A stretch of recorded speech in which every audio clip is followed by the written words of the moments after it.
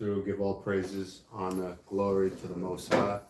Yahweh, in the name of his son, Yahweh Shah, got us through another 7 days in Babylon. We look on the news, we see everything that's going on. We see the Israel and U.S. attack on Iran. And, we celebrate because that means our salvation is near. God. Right? It's just Hallelujah. Another fulfillment of prophecy. So give all praises for that. So this week we're going to go back into the continuation of tracing Dan. Like going through some history pertaining. Yeah. Did you hit the go live? Yeah. Up top. It says it's waiting.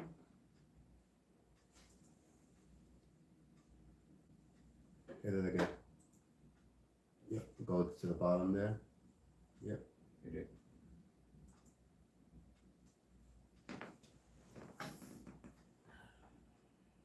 Let's see. Should start. Yep, we're good. I'm going to start again. Give all praises, all honor, all glory to the God of gods, the Most High. God.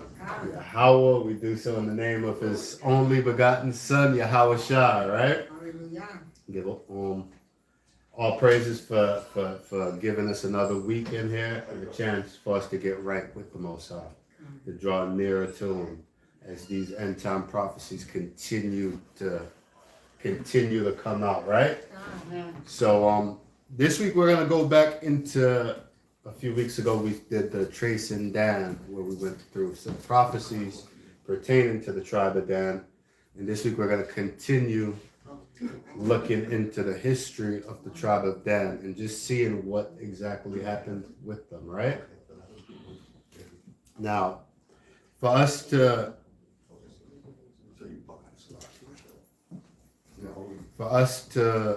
understand what happened with Dan, it's going to take a little bit of history, right? We're going to have to go into some history of the world. Now, anyone knows what age, so when we left Egypt, right? You know what age that's known as in history? Anyone knows the name of that age in history? Because for us to find out, so the Bible is recorded history, right? It's our history. But in the world, they recorded history during different ages, right?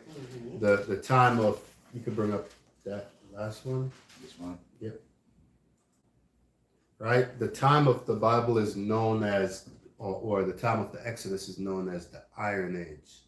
When we left Egypt, right? Can you see that? Yeah. Go ahead. You can read from the top. The Israelites' departure from Egypt, known as the Exodus, is traditionally placed by biblical chronologically around 1446 through 1447 BCE, early date, or according to another common view, in the 13th century BCE, late date. Generally, on the 14th of Nisan, the departure followed 10 plagues and ended 430 years in Egypt. All right, so this is saying that that the world acknowledges when we left was around 1446 BCE, right? Which is about 1,400 years before Christ, right? But let's read it in the Bible. You can keep this up there for now, but let's get 1 Kings chapter 6, verse 1. Because we're going to have to go into a little bit of history just to understand different time frames and what was going on. 1 Kings 5 and 1. This is the book of 1 Kings, chapter 5. Salaki, 6 and 1. Oh. The book of 1 Kings, chapter 6 and verse 1. And it came to pass in the 408th year after the children of Israel were come out of the land of Egypt Mm-hmm. in the 4th year of Solomon's reign over Israel. So according to the Bible, right, in the 4th year of Solomon's reign, it was only 480 years after we left Egypt, right? So between us leaving Egypt to when Solomon reigned, or the start of Solomon reign, was 476 years. Go ahead. In the month Ziph, which is the 2nd month, that he began to build the house of the Adawan. Right? So we see that about 476 years after we left, Solomon reigned, and then he started to build the house of. So you can continue with that. Early date 1446 through 1447 BCE. Mm-hmm. Based on a literal interpretation of 1 Kings 6:1, which places the event 480 years before the 4th year of King Solomon's reign. Okay. So that's basically what we just read. So that period, I just want to go through these slides real quick before we get into it. There should be one down there that says, click on the, remove that. Click on the next one. Nope, not that. Remove it. There's supposed to be one that says Iron Age. Yep, this one. The Iron Age is the prehistoric and early historical period, roughly starting between 1200 BC and 600 BC. So when you see BC, right, it says that we left at 1446 to 1447. BC actually counts downwards. So we left before the Iron Age, actually. We left at 14, so at 1200, about 200 years after we left, was the start of what they call Iron Age. And that just basically means when people started using iron in building, like when we start making swords and stuff like that with iron, because they weren't like producing iron. You know, you got to get iron, you have to smelt it and, you know, build furnaces to boil, to break it down from the minerals so that you could get the iron, right? So about 200 years after we left was when they started the so-called Iron Age. Go ahead. Characterized by the widespread adoption of iron smelting technology for tools and weapons, replacing bronze. It followed the Bronze Age, introducing stronger, more accessible metal tools that revolutionized farming, warfare, and agriculture. All right, so we see that there was basically shortly after we left, there was a shift in what's basically being used, widespread. Now weapons, tools, agriculture products are being made from iron. Go ahead. Key aspects of the Iron Age: technology and materials. While iron existed previously, the Iron Age began when people learned to smelt iron and eventually carburize it to make steel, a harder metal. Okay, so it's basically saying the same thing, that when we started, iron has always been around, but it's just became mass. Everybody start using it now to make tools and weapons and what have you. Go ahead. Regional start times. It began around 1200 BC in the Middle East, Greece, and India, but arrived later in Europe. So you see that we were using in Greece, in the Middle East, what you know as the Levant, right? In our area, we were using it some 300 years before it went to Europe. Go ahead. 900 through 500 BC, and That's it, right? So you could remove that off screen.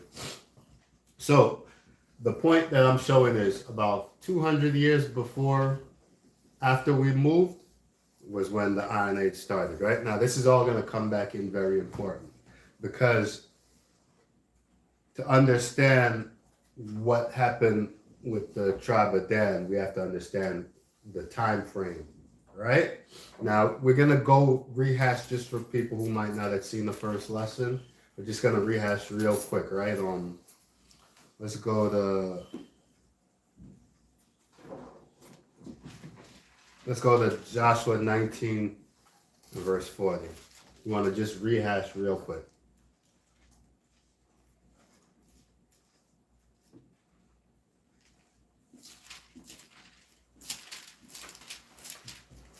You said 1920? 19 and 40. 19 and 40. This is the book of Joshua, chapter 19 and verse 40. You can go straight to 47, actually. It's the book of Joshua, chapter 19 and verse 47. So we remember from the last class, Dan was the seventh to get their land, right? From the remaining seven. Dan was the last of all the tribes to get their land. So they basically had to remain in whatever was left over. Go ahead. And the coast of the children of Dan went out too little for them. Mm-hmm. Therefore, the children of Dan went up to fight against Lashem, and took it, and smote it with the edge of the sword, and possessed it, and dwelt therein, and called Lashem Dan, after the name of Dan their father. Right, so we see that Dan's inheritance was too small, so they went to Lashem, which is also known as Laish. That is in the north. They ended up from being a southern area all the way up north to the border of like on Zidon, right? They didn't stay where they were at. They went all the way up north, right? So let's go to Judges 18 and 1. The book of Judges, chapter 18 and verse 1. And the whole congregation of the children of Israel assembled together at Shiloh, and set up the tap. Judges 18. Oh, yeah, to Joshua. God. Yeah, those two books are always. Yeah. I get caught up with them too.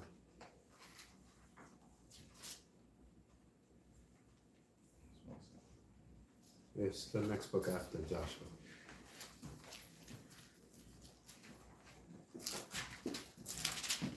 You said 18 and 1, right? 18 and 1, come.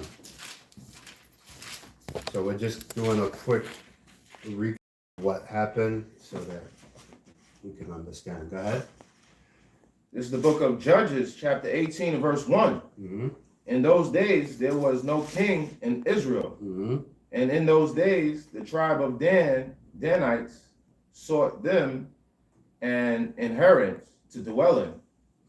For unto that day, all their inheritance had not fallen unto them among the tribes of Israel. So in Judges 19, it mentioned that they went to Lashem, and this is just basically telling the story.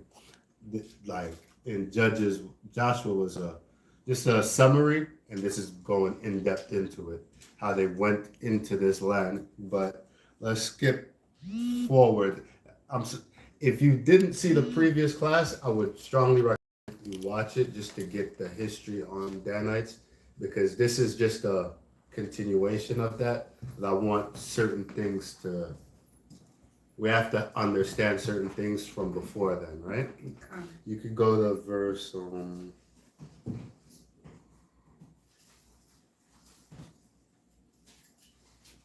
let's see. You could go to verse 28. Start at verse 27. 26. It's the book of Judges, chapter Judges 18, 26. 18 and 26. And the children of Dan went their way. And when Micah saw that they were too strong for him, he turned. They had the funny story with they stole the brothers Micah's his ephod and his priest, and Micah and his people of his house came up to them trying to get it back, and they basically told them, "Watch your mouth." Let's go back into it. Let's go back into it. Yeah. Let's just start at verse 18. Con. The book of Judges, chapter 18 and verse 18. 17, Salakia. 17. And the 5 men that went to spy out and went up and came in thither and took the graven image and the ephod and the teraphim and the molten image. And the priest stood in the entering of the gate with the 600 men that were appointed with weapons of war. Mm-hmm. And these went into Micah's house and fetched the carved image, the ephod and the teraphim and the molten image. Then said the priest unto them, "What do ye?" Mm-hmm. And they said unto him, "Hold thy peace." So when they came, so Micah rounded up the man Micah after they took his graven image, his ephod, and his priest. Micah rounded up the people of his house or nearby, and they pursued after the members of the tribe of Dan. And when they caught up to him, they said, "What?" Repeat that verse again from the top. Verse 19. And they said unto him, "Hold thy peace. Mm-hmm. Lay thine hand upon thy mouth." They told him, "Hold your peace, be quiet, lay your hand upon your mouth." Go ahead. "And go with us, Mm-hmm. and be to us a Salakia. This is the priest. The priest actually seen them, Salakia. And the priest was like, "What are y'all doing?" And they said, "Hold your peace. Come with us and be a priest unto us." Go ahead. "And be to us a father and a priest. Mm-hmm. Is it better for thee to be a priest unto the house of one man, or that thou be a priest unto a tribe and a family in Israel?" Mm-hmm. So they asked him, which one's better? You gonna be a priest to one man's household or to a whole tribe? Go ahead. And the priest's heart was glad, and he took the ephod and the teraphim and the graven image and went in the midst of the people. So the priest decided to go with the Danites. Go ahead. So they turned and departed, and put the little ones and the carriage before them. Mm-hmm.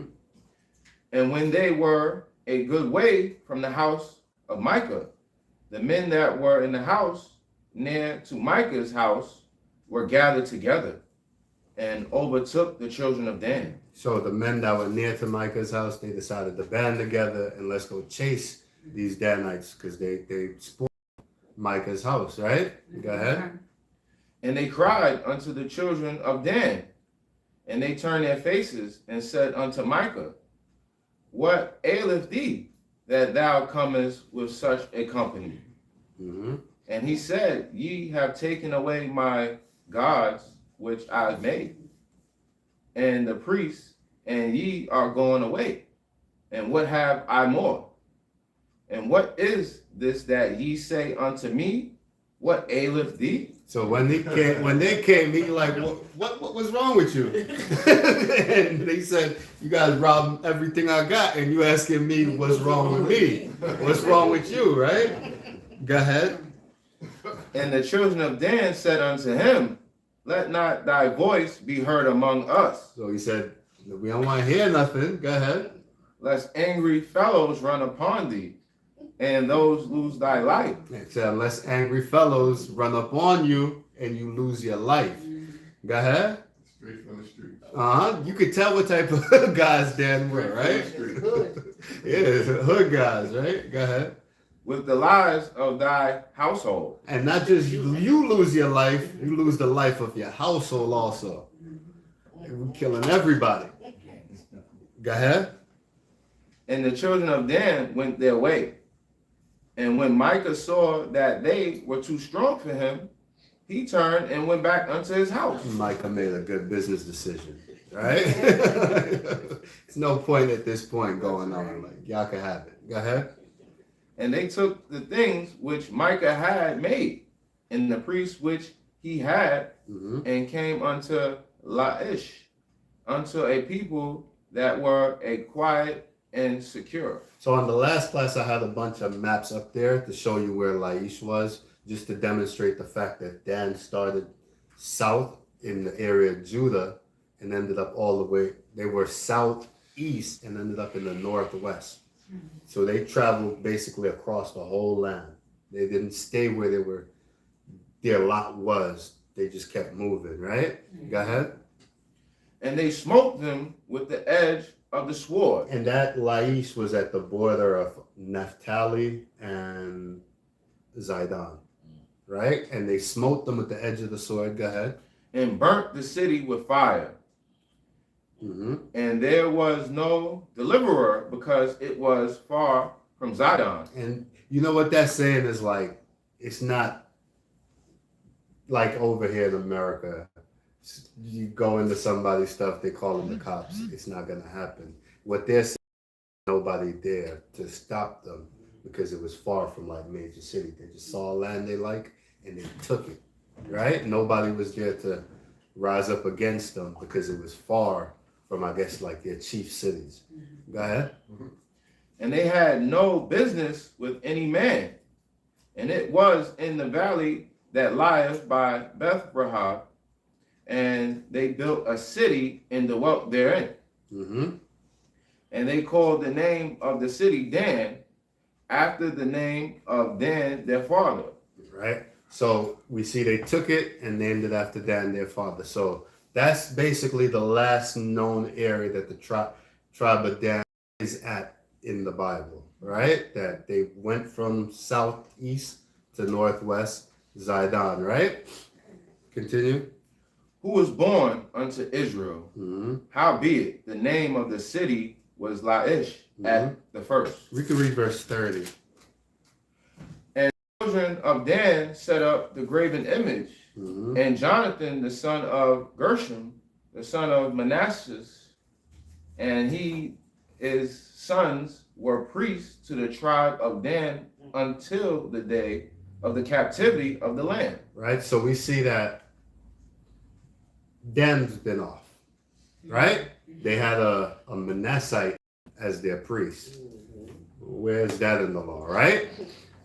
They've been off, right? But we'll see that this is, go ahead. Yeah, I just want to say also the actual idea that even though they was going off, they still wanted religious instructions, basically. So they put a priest on it. So that's lawful, but not the way they did it. Not they're supposed to have the scripture say that Levi's supposed to have suburbs in all of our territories so that they can minister onto us, right? But Dan was doing their own thing. They wanted their own. Go ahead. And I noticed that they just came out of Egypt. They didn't even really get the land yet, and they already setting up idols. And that's they why stealing idols from other people, to set up in their land, and that's why I showed the time, the estimate, right? Yeah. 1400. So we about 200 years after we left Egypt, right? And they said this is when King Solomon, right? Now I want to touch on something. Let's go to 1 second.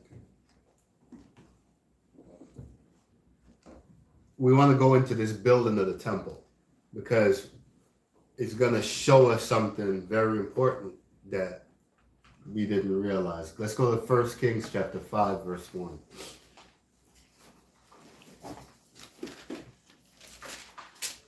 So before we read this, when we came out of Babylon, let's fast forward a little bit. When we came out of Babylon and we were building the temple, what did Nehemiah and Ezra say about having people help us build the temple?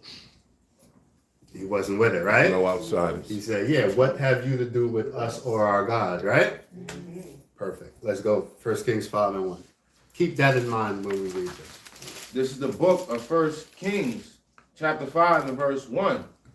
And Hiram, king of Tyre. King of Tyre, right? Now, I should have put maps up, but I didn't.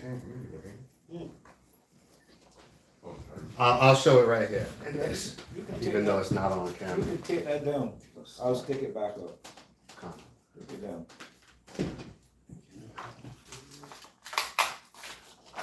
I just want to see, right? Remember, Dan, look, you see this right here? It says Dan right here. Tyre is right here, Zidon is here. The area that Dan settled is basically on the border of Tyre and Zidon, right? People on the. Salakia. I know people online. Let me So see. you could have taken it down. Yeah, it's just I didn't want to have to hold it. Maybe in the back here. So if you look on like any map of the land division, right? You will see along right above Asher's land, above Asher's territory, you'll see Tyre or Tyre, and above them is Zidon, right? And also to the west of that, you'll see Laish or Dan. As you said, that Dan took over that area, right? So let's go back to 1 Kings 5:1. Go ahead. This is the book of 1 Kings, chapter 5, verse 1. And Hiram, king of Tyre, sent his servants unto Solomon, for he had heard that they had anointed him king in the room of his father, for Hiram was ever a lover of David. So I want us to understand something, right? The scriptures say that the Most High, David walked in all his ordinance, excepting what? Uriah. In the matter of Uriah the Hittite, right? Let's hold there. Let's go to Deuteronomy chapter 7, verse 6. This is the book of Deuteronomy, chapter 7, and verse You can 6. start at 1. Start at 1.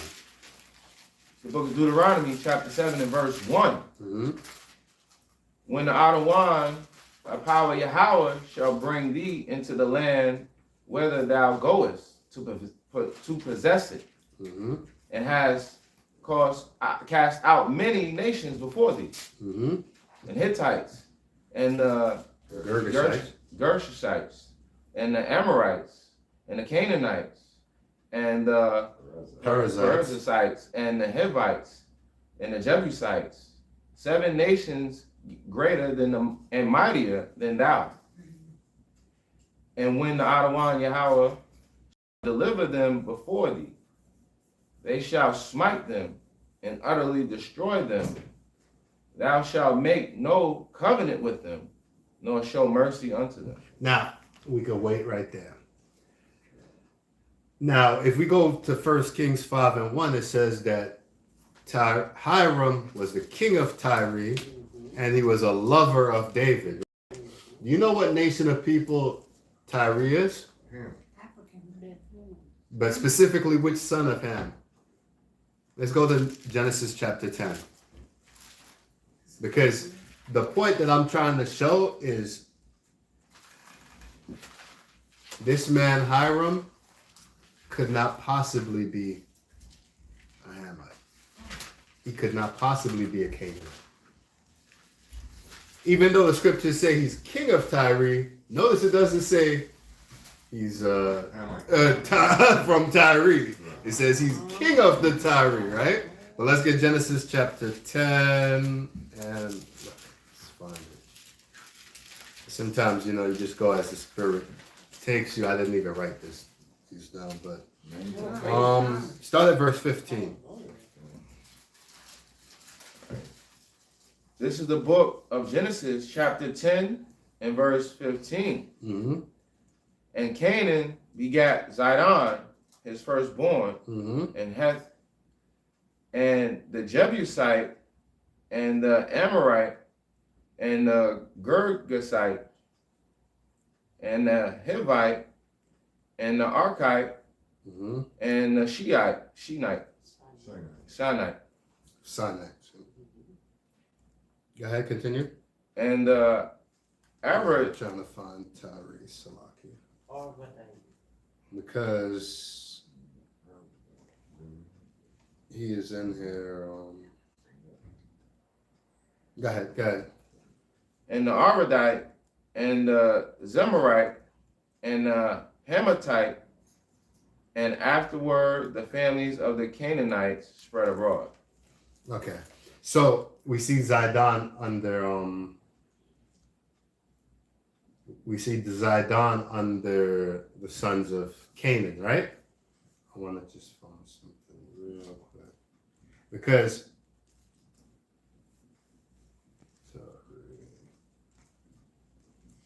Tyre and Zidon are Hamites. I'm drawing a blank on where his sons are. Where Tyre is mentioned in this.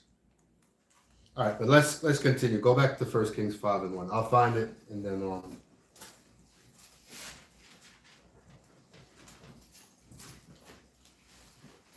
right. You want me to start from the okay, top? start from or- the top again. This is the book of 1 Kings, chapter 5, and verse 1.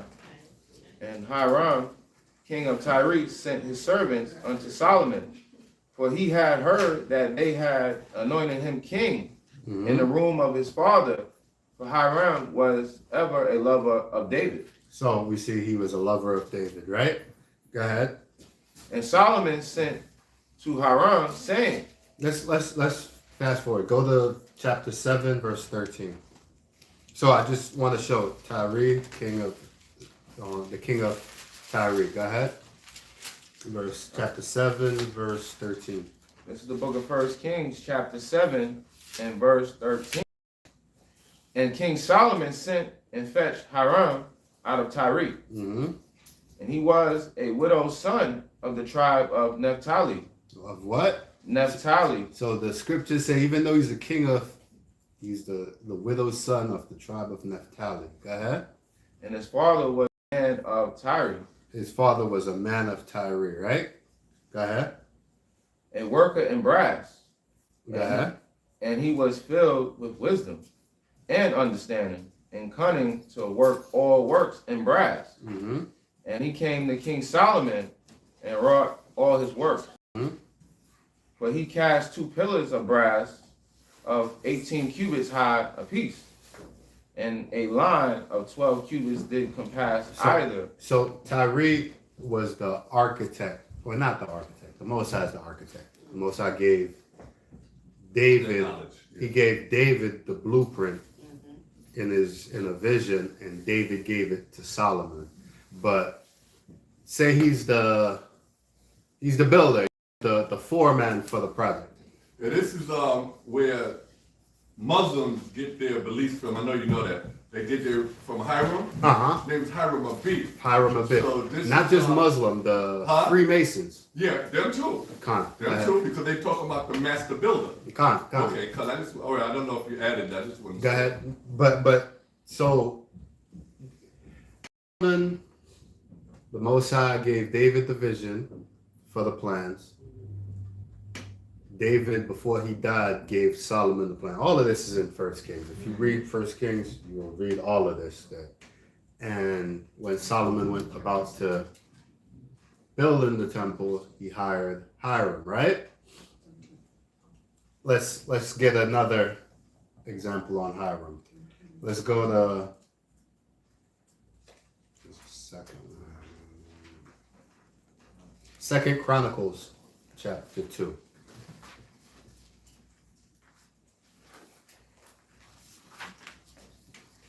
Second Chronicles chapter. So where did the first king say his mom was from? Naphtali. Naphtali. Perfect. From the top. Verse 3. You can start from the top though. This is the book of Second Chronicles, chapter 2. Mm-hmm.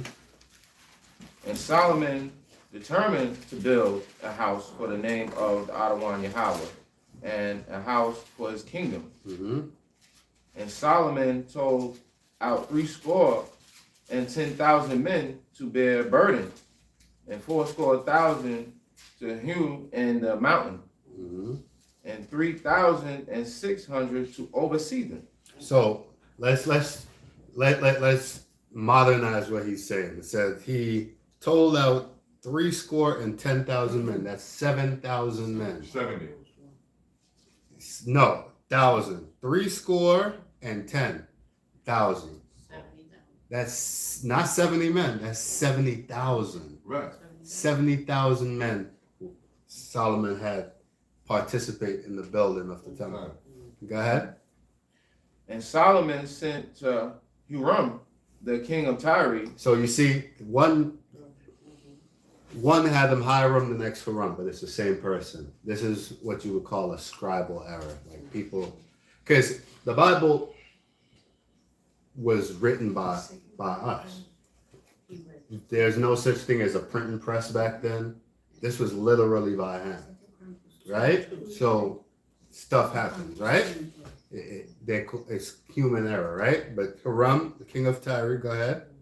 Saying, as thou didst deal with David, my father, and didst send him cedars to build him a house to dwell in, even so deal with me. Okay, so Hiram sent David, built David's house, and Solomon entreated him to deal with him the same way, right? All right, let's jump to because this is where it gets good. Verse 11. Verse 11. And Huram, the king of Tyre, answered in writing, which he sent to Solomon, because the Adawan has loved his people. He has made thee king over them. Because so how would a heathen know this, right? Because God loved his people, he made you king over them. Go ahead. Huram said, moreover, blessed be Yahweh, power of Israel, that made heaven and earth.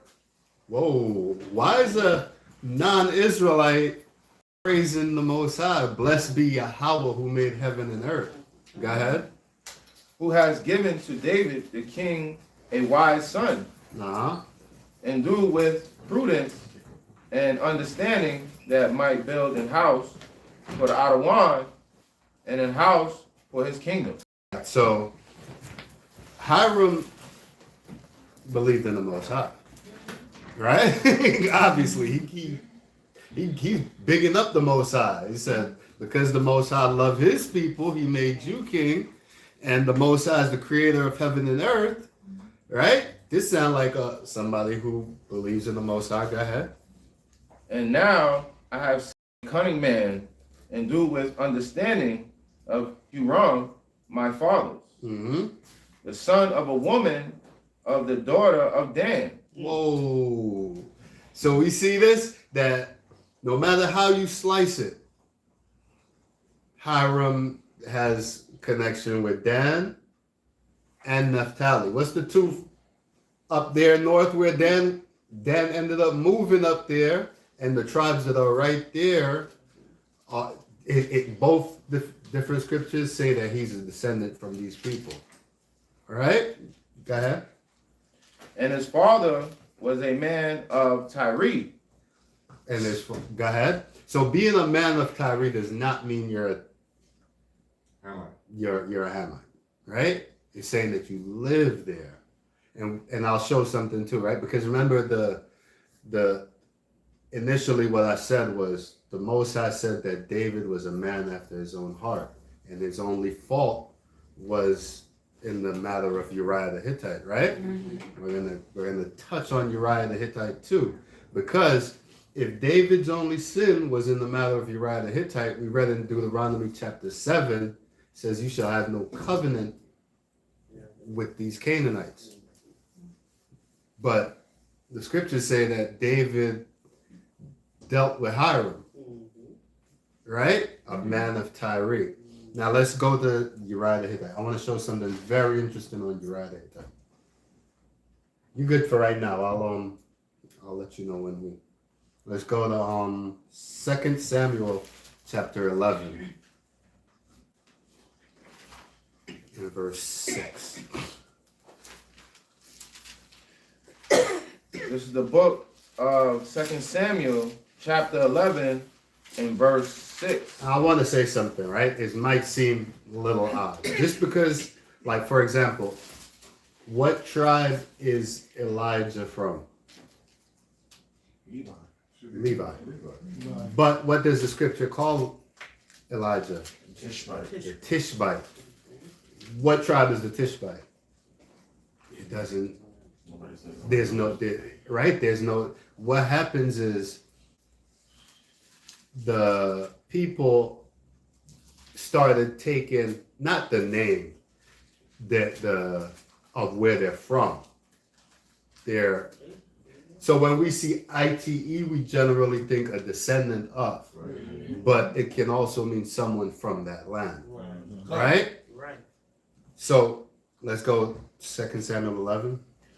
All right, it's the book of 2 Samuel, chapter 11, verse 6. Mm-hmm. And David sent to Joab, saying, send me Uriah the Hittite. Mm-hmm. And Joab sent Uriah to David. Mm-hmm. And when Uriah was come unto him, David demanded of him how Joab did Mm-hmm. and how the people did. So David, remember, let's hold that right there. Let's go back to Deuteronomy 7 again. And I want you to, we have to harmonize what's being said in the Bible, right? The Most High said David only sinned in the matter of Uriah the Hittite. But if Uriah really was a Hittite, let's see Deuteronomy 7, and I believe it's verse 2. The book of Deuteronomy, chapter 7 and verse 2. Mm-hmm. And when the Adawan, thy power, Yahweh, So like start at 1. Start at 1. Mm-hmm. Book of Deuteronomy, chapter 7 and verse 1. When the Adawan, thy power, Yahweh, shall bring thee into the land whither thou goest to possess it, and has cast out many nations before thee, the Hittites and the Gershites, Hittites, the number one. First one he called the Hittite, the Girgashite, go ahead. and the Amorites, and the Canaanites, and the Perizzites, Mm-hmm. and the Hivites, and the Jebusites, 7 nations greater and mightier than thou. Mm-hmm. And when the Adawan Yahweh shall deliver them before thee, thou shalt smite them and utterly destroy them. Thou shalt make no covenant with them, nor show mercy unto them. It says we're supposed to make no covenant with them, nor show no mercy with them. No. So is that a commandment? Right. That is a commandment. Straight up. Straight up commandment. But the Most High also said, let's see, I want to get that verse. Let's get 1 Kings, 2 Samuel also, but let's get 1 Kings chapter 15 and verse 5.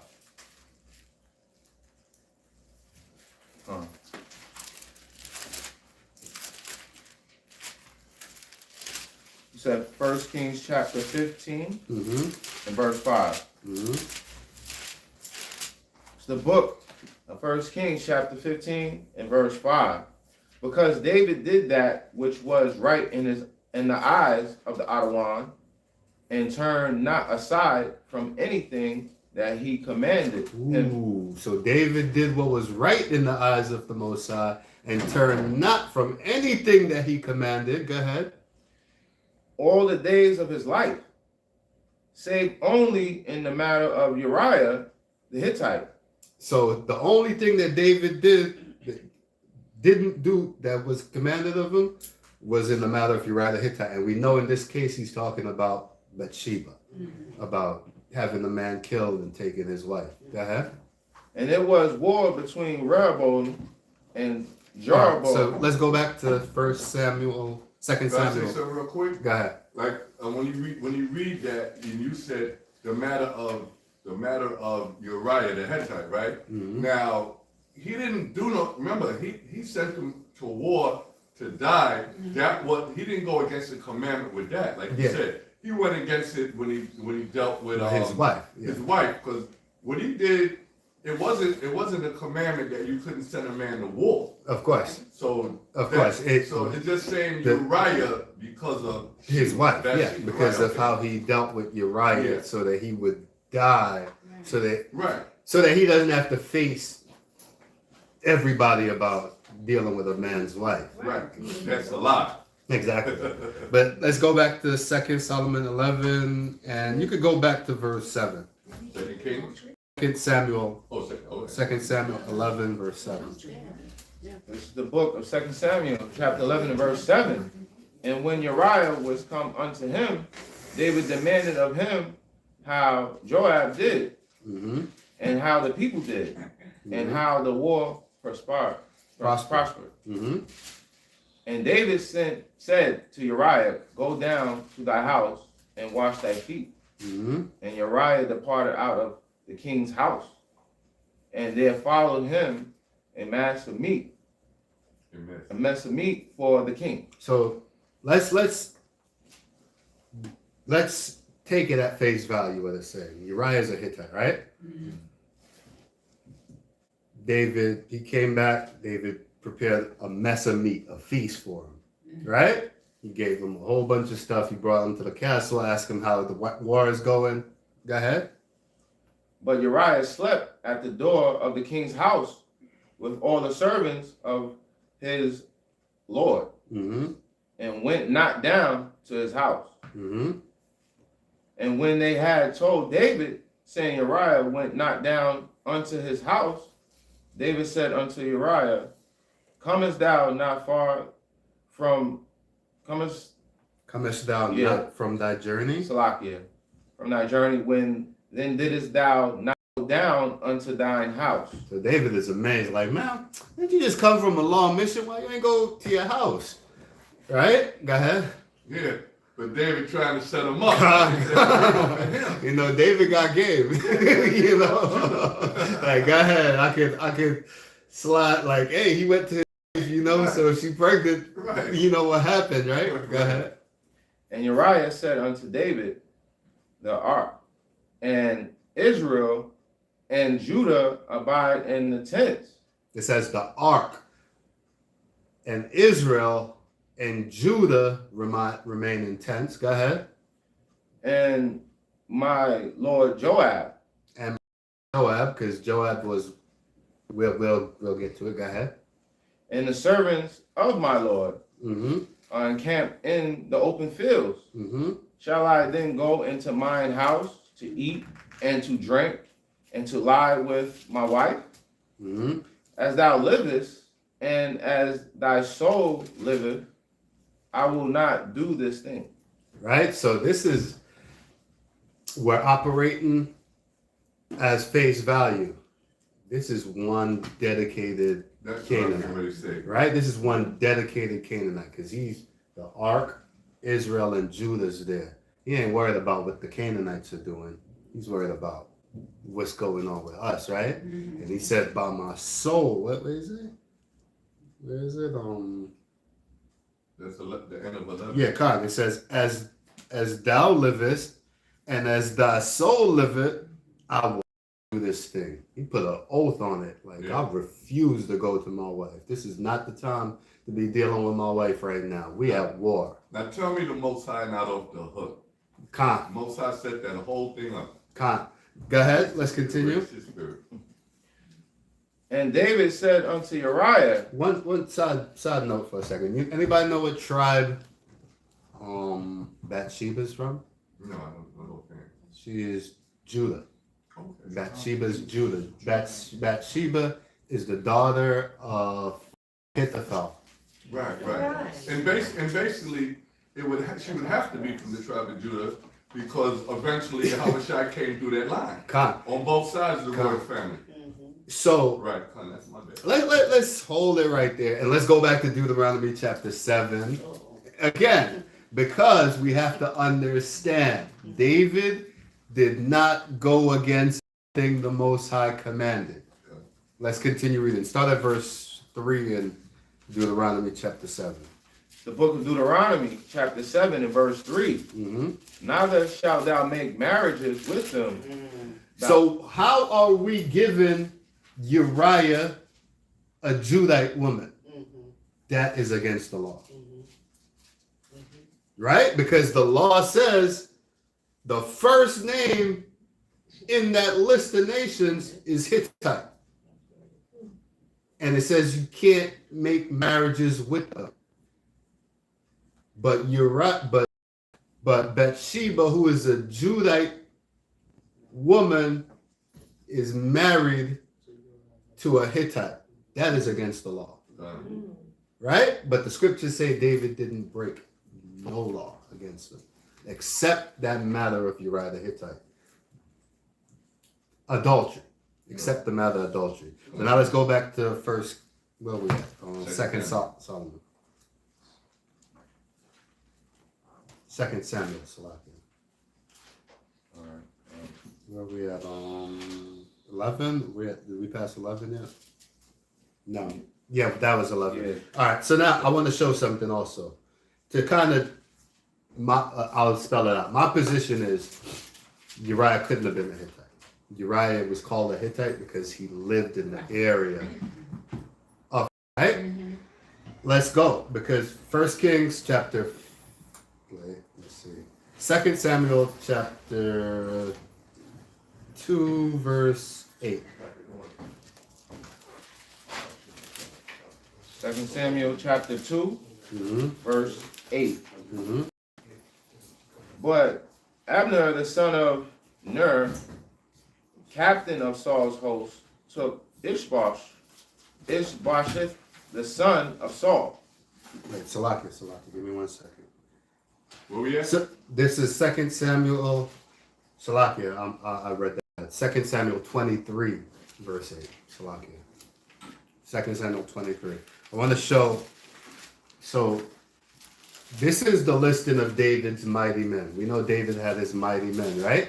Just to put some respect on Uriah the Hittite's name.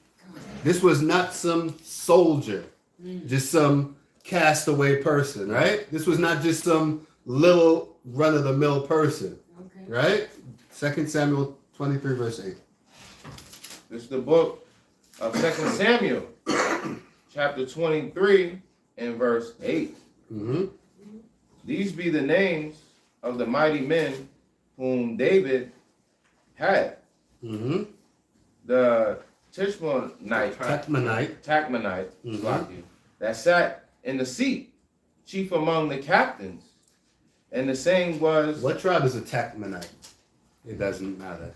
There's no tribe named Tachmonite. This is showing also that people are being named after where they're from, where they live. Like American. Yeah, exactly. Even where in the land, like what importance is it to be like Micah Allah, the Benjamite, if we in the land and we got our own leadership, our own rulership? Now it's like Micah Allah, a city in Benjamin, the Gabonite. Now, right? Because you're living in Benjamin's territory, but now what part of Benjamin you from? We know you're Benjamin, so Micah Allah, the Gabonite. Go ahead. Like Paul, from Tasha. Tasha, exactly, right? Just because it says that doesn't mean that it's your tribe. Go ahead. The same was Adonno and Eznite. The Eznite. What tribe is Eznite? This is talking about cities where they're from. He lifted up his spear against 800 whom he slew at one time. Now, now let's get to the point. Verse 39. All right. Verse 39. Uriah the Hittite, 30 and 7 in all. So Uriah's name is listed among David's mighty. David has 37 mighty men, and Uriah's name is listed amongst them. Right? So we can't just assume that, right? Just because, and only reason I going on this tangent is about Hiram. The scriptures mention that he's a man, the king of Tyre, and he's a man of Tyre. It doesn't. We can't just assume because it says that means that they're Tyre. Right? He lived among there. But by that time, Dan had already took property. To get to Zidon, you have to pass Tyre. Right? That's like everything good over there. All right, so now let's continue with this, right? So the point that all of this was showing, we're gonna rewind again. Approximately estimated about 1447 BC, we left Egypt. Around 1200, the last one, the very last one, The last one? very last one, is when we left Egypt, right? Around 1200 is when the Iron Age started, right? You could go back to the other one, right? Which one? This one? Like the middle one, right after the stone. Nope, the next one. It says the Iron Age, yep. Around 1200 BC, the Iron Age started, right? So this is 200 years. So now I want us to go to another, let's see. No, I want to take a couple of scriptures. Let's go back to one of these notes I want. Can you bring up the one that says the Dorian? The Dorian? Yes. First word is Dorian. Not that. I know I sent it. This one. Yep, that one. All right. So now, remember, let's before we can hide that for right now. Let's go back to the Apocrypha. We want to get First Maccabees chapter 12, verse 20. We're gonna kind of have to rehash. So we showed how Dan ended up over there, and now in the first lesson, I said that. Let's just read it. First Maccabees 12 and 20. It's the book of First Maccabees, chapter 12, and verse 20. Mm-hmm. Arius, king of the Lacedaemonians, The Lacedaemonians. to Onius. So if we read earlier we'll see that after we had a temporary victory over the Greeks, we sent out letters to different people. We sent out, mind you, also one interesting thing is Antiochus Epiphanes, right? He was Greek, right? Correct. We all agree on that, right? Are the Spartans Greek? No. They are Greek. They are In religion. in name, exactly, but not in nationality. We have to understand the difference, right? It's like we're Israel, but we're Americans, we're from different places, right? We're citizenship in one, but nationality is something completely different, right? So earlier in First Maccabees 12, we see that we sent out, after we won or had a brief victory, we sent out letters to the Spartans, to the Greeks, and to different people, right? And this is the letter back from the Spartans, right? From the Lacedaemonians, right? I mentioned also in the last one, we have to understand that Greece is what you call city-states back then. It wasn't unified. In fact, the reason Alexander the Greek came into power was because he was one of the first people to unify the city-state, all the city-states of Greece to one, because it's like they have different branches, different groups, because Greece is actually just a cluster of islands, right? And it's a bunch of different people living, right? So he unified them together under his banner, and they became a great army. But remember, after he died, what happened? He split the kingdom, right? So that unity that he had before, after he died, it went right back away, right? Because they don't have a unified leader. And that's what the 5 generals were really, we know about 4, but there's actually a 5th one who was basically, he was easily captured by Ptolemy, right? And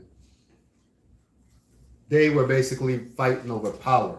Who's going to be the head guy after Alexander died? So that little unity that they had ended right away, right? It didn't really last long because I believe Alexander died in his 30s.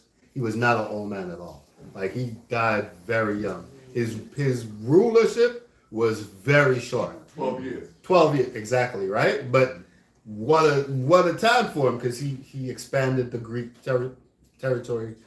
Great, right? So let's continue. 12 and 20, I think. 21. 21 count. It was found in writing that the Macedonians. Start at 20 again. Khan. It's the book of First Maccabees, chapter 12, verse 20. Mm-hmm. Arius, the king of the Lacedaemonians, to Anias, the high priest, greeting. It is found in writing that the Lacedaemonians and Jews are brethren. That the Lacedaemonians and Jews are brethren, right? Go ahead. And that they are of the stock of Abraham. And that they are of the stock of Abraham, right? So we could see 1 second. Go ahead. Now, therefore, since this is to come to our knowledge, ye shall do well to write unto us of your prosperity. Mm-hmm. We do write back again to you. So in the last class, when we read this, I said it's to my understanding that these Lacedaemonians are the tribe of Dan, right? The prophecy said that they stayed in ships, and we know Greece is a bunch of islands, right? Now, you can bring up that Dorian one. Now, for us to understand what's going on, how did that tribe of Dan become Lacedaemonians? We have to understand. Can you see it? I can't see Can you that. see it? Can you read it, Paul? This is very important too to understand. So before you start, the Greek history, we all know that the islands of Greece was Japhetic, right? The Japhetic people. This is today's so-called Asians, Peloponnesian, Polynesian, Salakia, Polynesian, Samoans, Tongans, right? These are the same people. In fact, you can see that there's like the Tongans, the Samoans, they're still of a darker complexion, right? So those people lived in their land. And go ahead. It says the Dorians were a major Greek ethno-linguistic group traditionally believed to have migrated into the Peloponnese around 1100 BCE. Around 1100 BCE, right? Remember what I said earlier, right? BCE counts downwards because everything in their system goes, we set it at the birth of Christ, right? That's why we got BC, before Christ, AD, Anno Domini, which means year of the Lord, right? So they counted down. So we left in 1447 estimated. The Iron Age started at about 1200. And can you read that part again? When did the Peloponnese War? Well, it says that traditionally believed to have migrated into the Peloponnese around 1100 BCE. 1100, right? So shortly after King Solomon's reign. King Solomon's reign started at about 1240 something, right? That's what their estimate. But about 100 years after that, they believe that these people migrated into the Peloponnese. The Peloponnese was a group of Greek islands, cluster of islands together, and they had war with them. Go ahead. Displacing Mycenaean populations. And they displaced the people that were there. Right? Go ahead. During the Peloponnesian War, 431 to 404 BCE, Go ahead. Spartan-led forces who identified as Dorian clashed with the Ionian-affiliated Athenian Empire. So, wait. 400 BCE, the Spartans who identified as the Dorians, the same people, the Spartans identified as the same people that came into the Peloponnesian island and displaced the people, right? Go ahead, continue. clashed with the Ionian-affiliated Athenian Empire, framing the conflict partly along ethnic lines. Okay. Key aspects of the Dorian-Peloponnesian War. The myth/theory. The, quote, Dorian invasion refers to a tradition where Dorians from northern Greece invaded the Peloponnese, often associated with the return of the Heraclidae, descendants of Heracles. Descendant of Heracles. Remember, go ahead. I'm gonna come back to that. While formerly viewed as a violent conquest, it is now considered more complex, gradual migration or societal shift. Go ahead, the last part. Sparta as a Dorian power. Spartans, Lacedaemonians, direct descent from these Doric settlers. So wait. Let's understand what's going on here. Because remember I said all Lacedaemonians are Spartans, but all Spartans aren't Lacedaemonians. Those Lacedaemonians claim to be the descendants of the Doric people. But those same Lacedaemonians in the Apocrypha claim that we're brethren to the Jews. So what is that? What is history trying to tell us? That the tribe of Dan, and also a key part is also as the Heraclidae, the people of Heraclidae, the people of Hercules. Now, I'll sidebar for a second. One thing I've always found interesting was the similarities between Hercules and Samson. It's ridiculous the amount of similarities they have. The strength, the labors, the killing with the jaw of an ass. That's in Samson's story, in Hercules' story also, right? The fight in the lion. That's in Samson's story also, right? Now, who is the greatest Danite that we know of in the scripture? Samson, right? So it's only natural for these people to carry that tradition with them. The story might sound a little bit different, but the base is the same, right? Over time. And so these same people who claim to be descendants of the Dorian settlers also claim that the Jews and them are brethren, right? Go ahead. I just want to add, because it's good you brought up the Dorians, right? And the Spartans. The Dorians were actually, like you said, more than likely Danites, but the reason they called themselves Spartans is because of Leonidas. Okay. Leonidas, the king that you've seen in the movie 300. His wife name was Sparta. Oh, okay. So that's why they called them Spartans, because of his wife.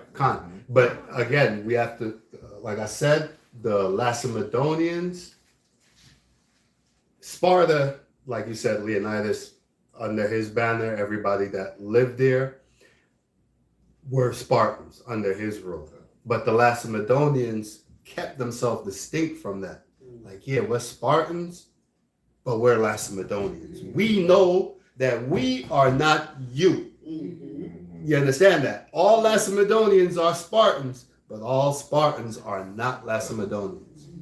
We have to understand that. So the children of Dan knows that that's not us, right? They write back, yeah, the king of the Lacedaemonians say that we're from the same stock, right? So, go back to my mouth. You can take that off, right? So that was an interesting part. Let's go to First Maccabees chapter 1 and verse 1.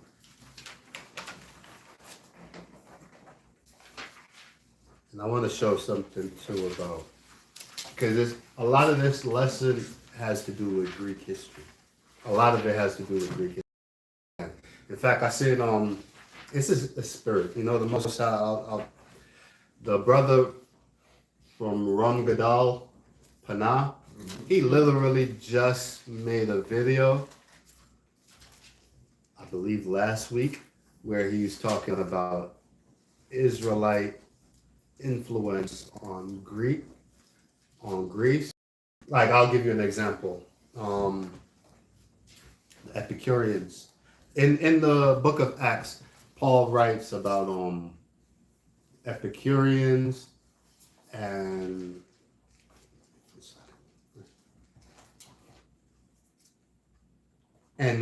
when the scriptures say that Jacob is the farmer of all things, it's no lie.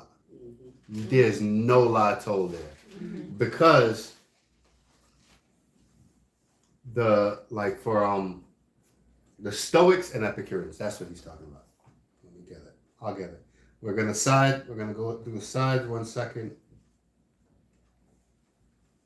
All right. Let's get whole Maccabees. You can put that aside. Let's get Acts chapter 17, verse 18. And also why the book of the Apocrypha is so important. Because we have no clue. Like, how many years did they estimate from Malachi until Yahushua? About 400. About 400 years. Was Israel just sitting on our hands during those 400 years? No. Not at all. Not busybody Israel. We are going to get into some stuff. And That's per usual. and we got into some stuff, you know. Let's get on Acts 17, 18. It's the book of Acts, chapter 17 and verse 18. Then certain philosophers of the Epicureans and the Stoics encountered him. And some said, what will this babbler say? Let's start at 16, just to get the context of what's going on, where this is, and why this is important. That's 16? Mm-hmm. The book of Acts, chapter 17, verse 16.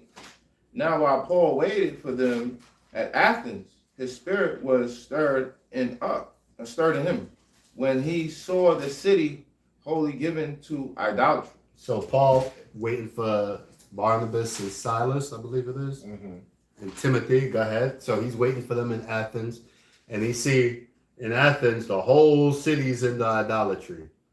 Now, why would Paul care that the city's in idolatry? Because they're Hebrew. Because they were Israel. Exactly. Exactly. Go ahead.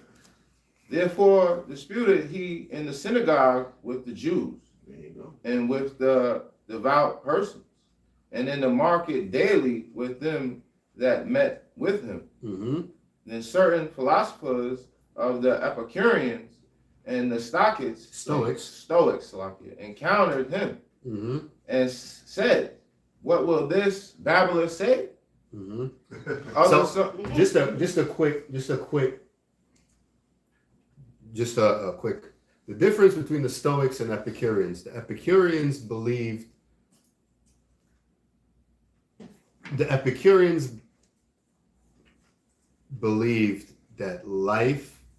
there's no afterlife. The Epicureans believe that there's no afterlife. When you die, just live it up. Basically, that's their whole theory. Live your life, because when you die, that's it. The Stoics believed more in the sense of, I don't want to say karma, but they believe in something similar to us. In fact, they say that the Epicureans influence the Sadducees. That the Epicureans, their belief system invaded the Sadducees' belief system, because the Sadducees don't believe in the regeneration. Right. They don't believe in the reincarnation. And the Stoics is more along the lines of the Pharisees. The Pharisees believed everything right. The problem was that the Pharisees were hypocrites. That was the problem with the Pharisees. The Pharisees believed in the law, the commandments, the prophets, everything. They believed in the rebirth, in the regeneration. They believed in all of it, right? So they based those school of thoughts were basically what he was seeing in Athens was basically the same thing that was going on in Israel. Which is, even to this day, that same argument lingers to this day. Some people don't believe in the regeneration. Some people, you understand, it's the same thing. But continue. Well, I found it. You found it? Yeah, look. Go ahead, bring it up. It says, I'm trying to bring up one of them. Called, you know what I'm saying?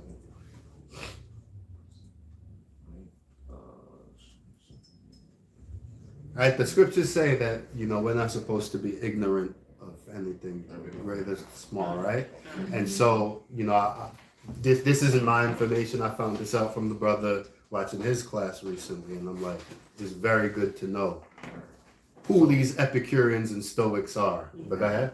It says, to understand the differences between Epicureanism and Stoicism, consider these key points. Philosophical focus.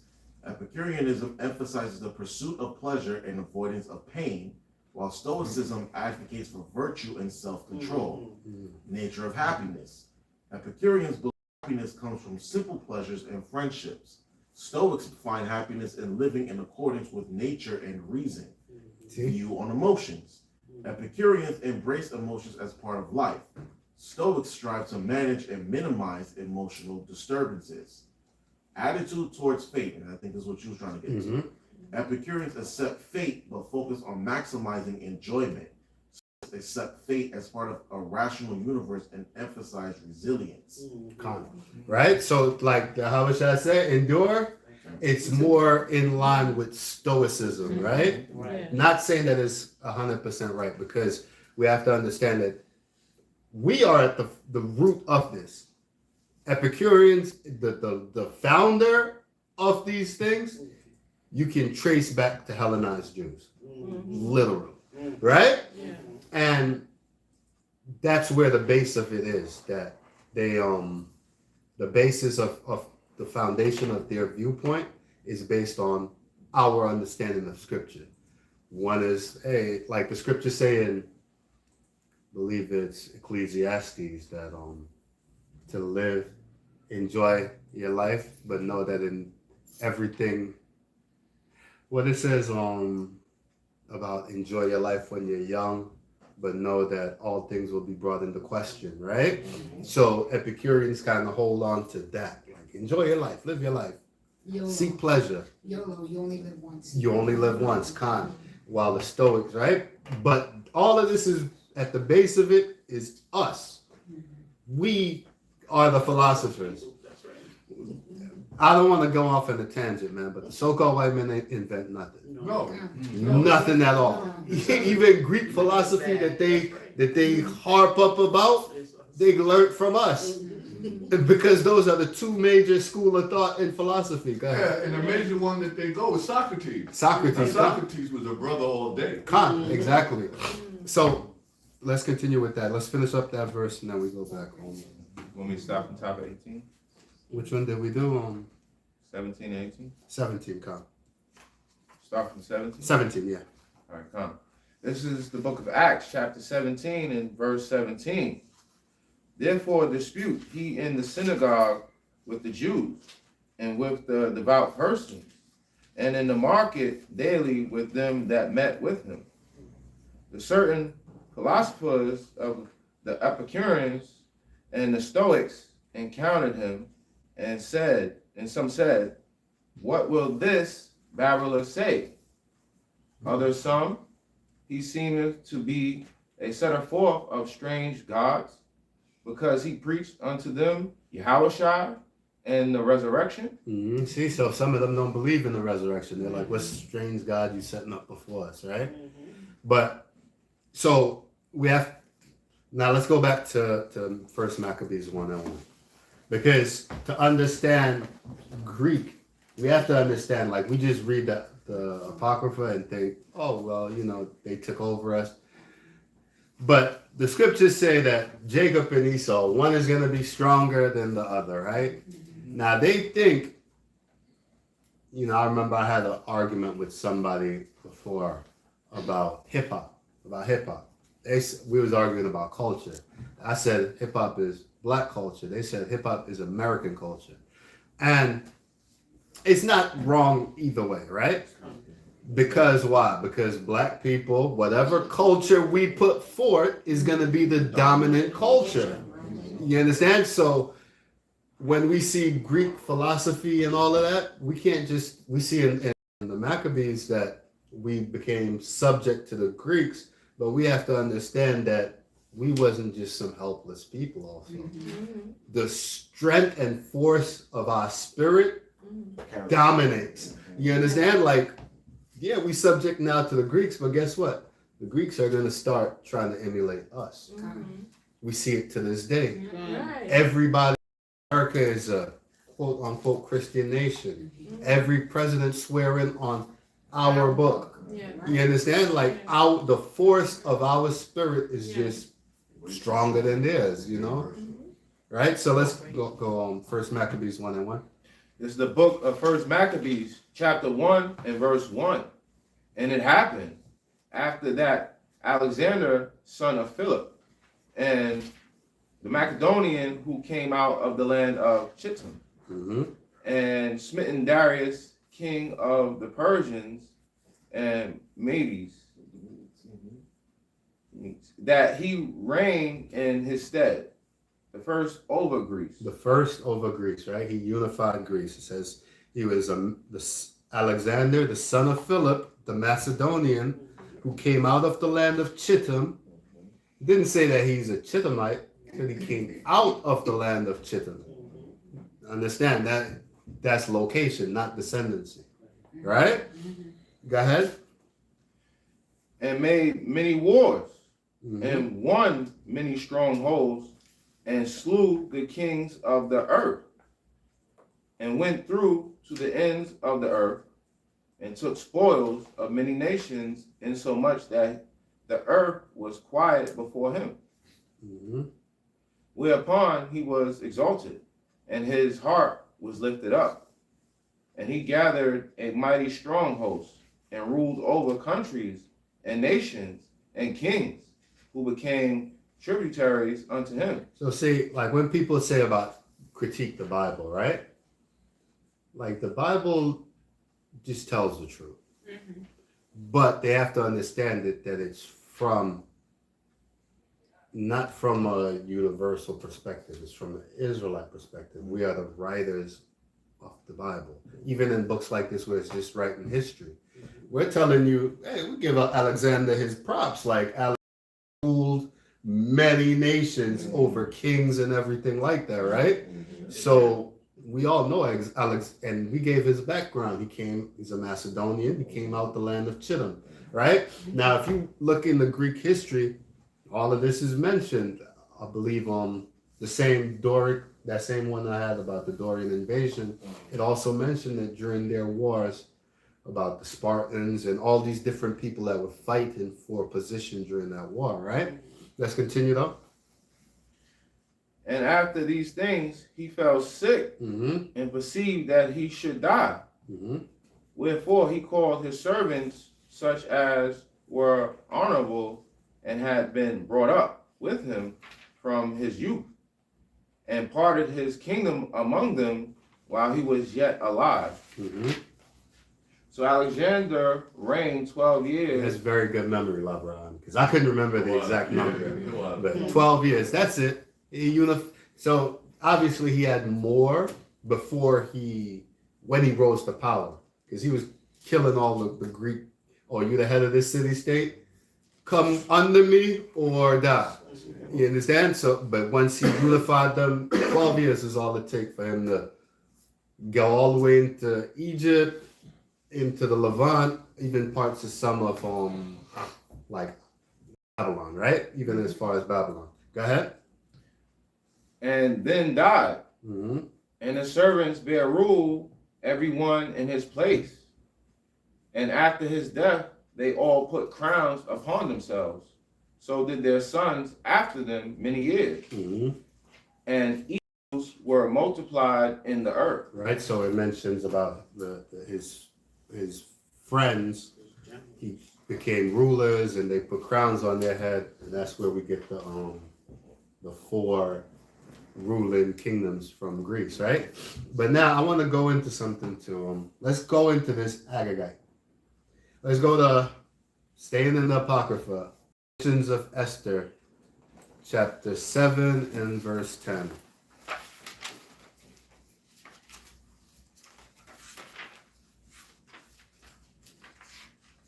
Yes, I believe it's page 55.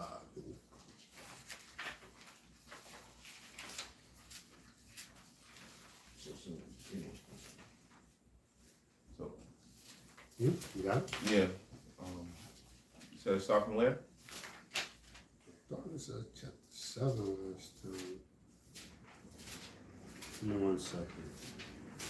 'Cause it doesn't. Okay, I get it.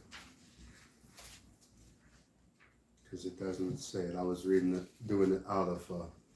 It's a little bit different. Give me 1 second.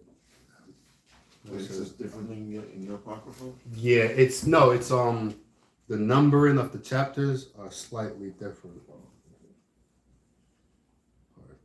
Because it actually just has where it's supposed to continue in the book of Esther. Mm-hmm. Give me 1 second.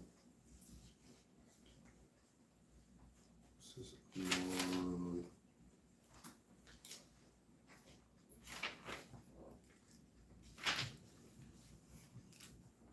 And I know I should have looked it up because my one is always. Which does yours start at chapter 10? Part of 10 chapter? Yeah, part of Okay. 10. Yes. According to the size of your apocrypha. With Yeah. pages and Starts everything. with, yes, in verse of 10. Yeah. Give me 1 second. Maybe somebody can. What does it say that you're looking for?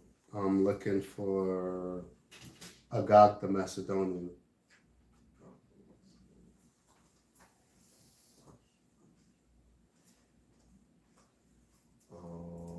Amen the Macedonian is verse 10. Agathon? The Let me Macedonian? just look into it. Amen. It's talking about Amen.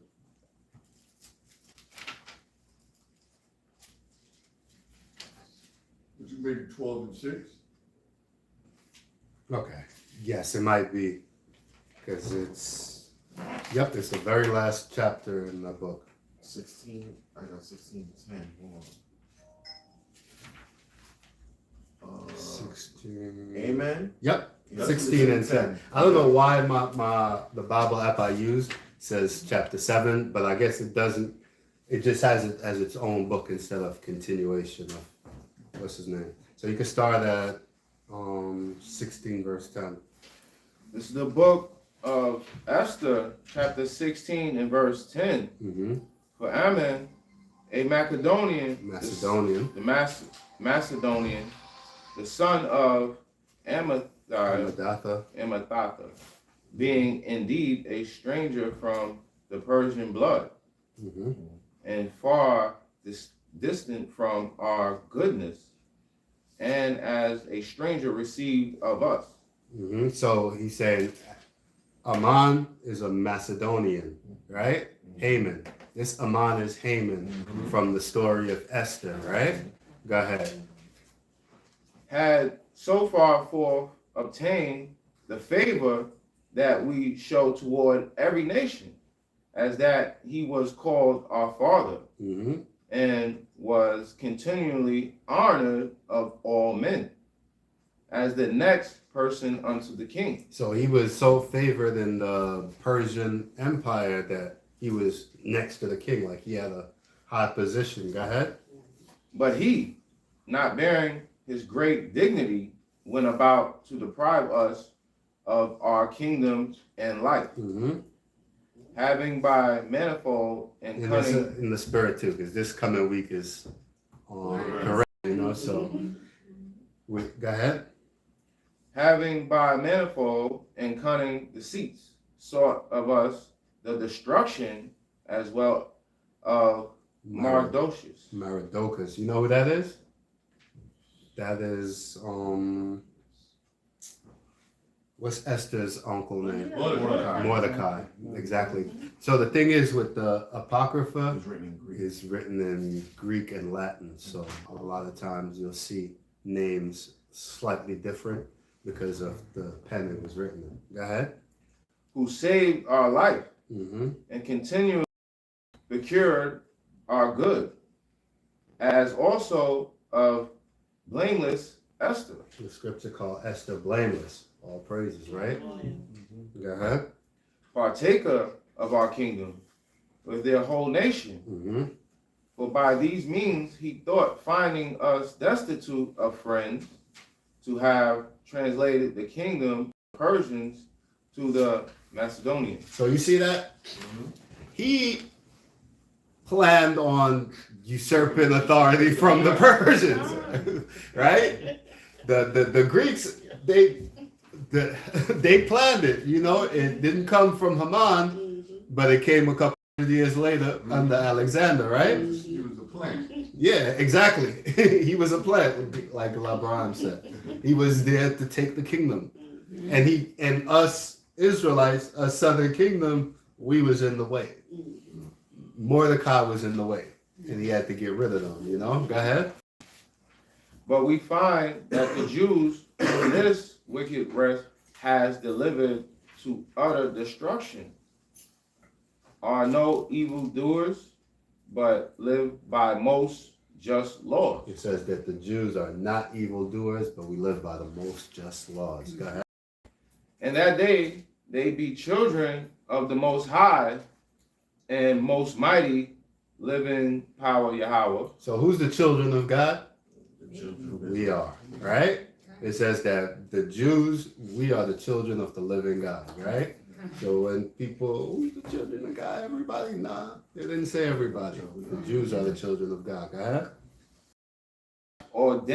Ordered the kingdom both unto us and to our progenitors in the most excellent manner. All right. So let's go to regular Esther chapter 3 and verse 1. Want to go into this just Greek history, because we understand that while this isn't wholly on the tribe of Dan, we know that when the scriptures say in Deuteronomy that they leapt from where? From Lashem, right? That this is where they ended up going. First stop. So after the Iron Age period, right? Or rather during the Iron Age period, before it went from bronze to iron, what ended that was the rise of the sea people, they call them, when it no longer became about just warfare, it became about trades. Like they've always been trades, but like trading between nations. In fact, it's one of the main reasons Israel, they say, is always under attack throughout history, is that we lived in that fertile area in between Babylon and Egypt. So before people were able to travel in mass by sea, they had to travel by land. So we always had people coming through our land, and people want that spot, you know? But with the rise of the sea people, it changed the way that they did things. Now the rise of navies and stuff like that. And people started trading that way, right? But I say all that to say, the tribe of Dan also were key in that. Traders, right? In fact, it even says it in the scriptures with King Solomon when he was building the temple, that they went and they got gold from Ophir by ships. Where is it? Ophir. I don't want to just get too much, right? Just too much. But Ophir is somewhere along Saudi Arabia area. Mm-hmm. And the reason we know this is because of the Genesis chapter 10. Genesis chapter 10 mentions, like, so when the Ethiopians, right? And Ethiopians say, Queen of Sheba was an Ethiopian, and Solomon went down and they had a kid, and that's garbage. Lies. Because Sheba just means south. Queen of the South. But let's hold where we're at. Let's just get Genesis chapter 10. I want to show you something. In Genesis chapter 10.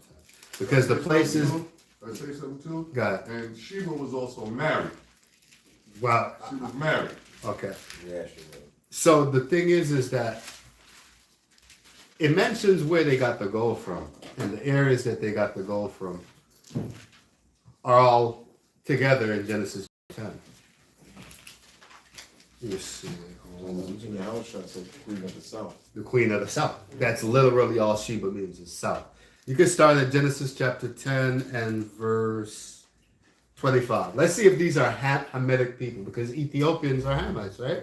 We all know this, right? Let's see Genesis chapter 10, verse 25. This is the book of Genesis, chapter 10 and verse 25. Mm-hmm. And unto Eber were born 2 sons. The name of one was Peleg, Mm-hmm. for in his days was the earth divided, and his brother name was Joktan. Mm-hmm. And Joktan begot Alamadad and Shelah and Hazarmaveth and Jerah. Okay. Hazarmaveth and Jerah, go ahead. And Hadorma. I know you said the names are tough for you, but Yeah. I gotta do it to you. Go ahead. And Uzel Mm-hmm. and Diklah Go ahead. and Obal and Abimael. and Sheba and Wait, let's see. And Obal and Abimael and Sheba. This is where the queen of Sheba is from. This is a descendant of Eber. The Shemite. Sheba, right? Let's continue. Go ahead. and Ophir Mm-hmm. and Havilah Havilah. and Jobab. All these were the sons of Joktan. Right? So these are Shemite people, Right. descendants of Eber. So when it says that in the building of the temple that they went down for the gold of Ophir, we can only assume, because the land of Shem is right there in so-called Asia, right? We can only assume. We can't say that, because I hear like some people say that's Peru, and you hear a lot of different things online. But it said that, give me 1 second. It said that he sent them by ships to,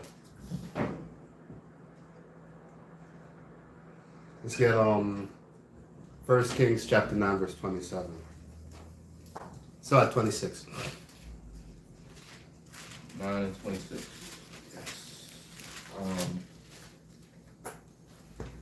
Yahusha, Come. even in Genesis chapter 2, Mhm. it tells you about that land. Khan. It's it says which one? You read it? Genesis chapter 2 and 11. Get that whole way you're at and get Genesis 2 and 11. Khan, the land of Havilah. Exactly. And that's where the garden, this is the garden, right? We know, the funny thing is that the Most High's promise to Abraham is all of our land, right? So we know it can't be nowhere else. From the Nile to the Euphrates, that's our land, right? And everywhere in between. So that means that these places have to be within our land. Why? Because it's the inheritance of Shem. The Most High literally said, we are going to take the whole land of Shem. From the Nile to the Euphrates, right? Bring it up. Genesis 2 and 11. This is the book of Genesis, chapter 2, verse 11. The name of the first is Pison. Start at 10. Khan. Verse 10. And a river went out of Eden to water the garden, and from thence it was parted and became into 4 heads. Mm-hmm. The name of the first is Pison. Mm-hmm. That is it which compasseth the whole land of Havilah, where there is gold. Where there is gold, right? Now let's go to that First Kings, and we'll show you where Solomon went to go, sent to get the gold, the temple. 1 Kings 9 and 26. It's the book of 1 Kings, chapter 9, and verse 26. And King Solomon made a navy of ships. Mm-hmm. So again, remember I told you before, after the Iron Age, what came? The time of the Sea People. But we was already doing that before the age of the Sea People. King Solomon made a navy. So we was already doing the ships before them. Dan stayed on ships, right? Go ahead. Ezion Gabar, which is beside Elah on the shore of the Red Sea in the land of Eden. Mm-hmm. Go ahead. And continue. Hiram set in the navy his servants, shipmen that had knowledge of the sea, with the servants of Solomon. And they came to Ophir To Ophir, right? Go ahead. and fetched from thence gold. So we know that this has got to be in our land, in Shem's in area Shem, not Ham, not Africa, right? That's where he got the gold from. Some people, like you, will be surprised where people say Ophir is. Like that's a whole, you know. But the Bible is telling you where it is. You know, we just have to look. We just have to look and find it, right? So let's go back to this. We was at Haman. Let's go to Esther chapter 3. Esther chapter 3, verse 1. Because I just want to show you something prophetic too, when we wrap this, right? You want me to- Yeah, you can start it. Esther 3 and 1. The book of Esther, chapter 3 and verse 1. After these things, the king Ahasuerus promote Haman, the son of Hammedatha, the Agagite. The Agagite, we remember earlier it says he's a Macedonian. The Agagite is a Macedonian. Go ahead. And advanced him and set his seat above all the princes that were with him. Mm-hmm. And all the king's servants that were in the king's gate bowed and reverenced Haman, for the king had so commanded concerning him. Mm-hmm. The Mordecai,